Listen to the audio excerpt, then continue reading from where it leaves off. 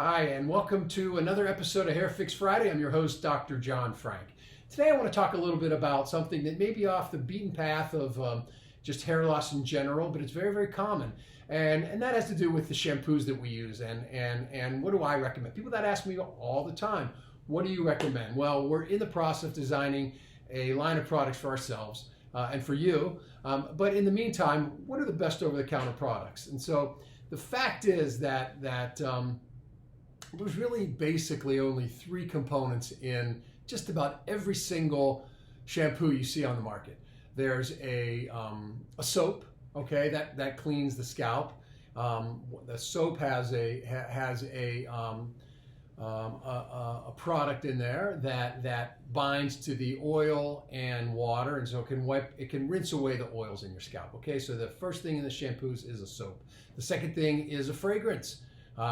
And that's all personal preference. Some are whatever, fruity, minty, medicine-y, fragrance. So soap, fragrance, and then the third thing is really just the lathering component.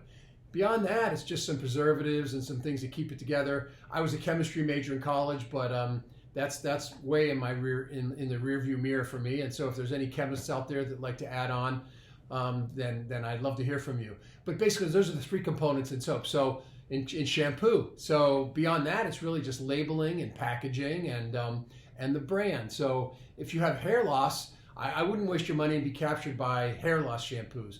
Now there's newer things on the market that have some nutrients and some flowers and some plants and things like that. It's not really going to help with hair loss. Now, if you do have an itchy or an oily scalp or a flaky scalp, there are some medicated shampoos, and what they do is they wash away some of the germs which live everywhere in our body, especially on our scalp. And our scalps, every hair follicle secretes a little oil. Every has a whole oil gland and secretes an oil.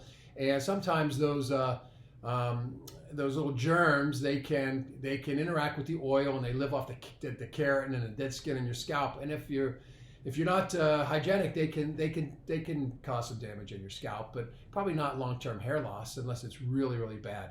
And so the shampoos really just wipe those away. As I was saying, there's a medicated shampoo for those germs, and that has the agent ketoconazole. And if you contact us, we can steer you in the right direction for that. These little things, these are really basic things, but when it comes to hair restoration, everything counts. And next week we can get into a little more discussion about some of the other medicated things which may be helpful for hair loss. I mean, it's not the end game. It's not going to give you a full head of hair like some of the medicines we use, and certainly not like a transplant. But if you're going to get the new car, if you're going to get the new beautiful luxury car, you may as well wash it and keep it waxed. So it's just like your scalp. If you're worried about hair loss, or if you get a transplant, if you're under someone's care like me, then you want to pick the right shampoo. I just don't think you should waste your money on the fancy product unless you want to. I mean, we all like to do that from time to time.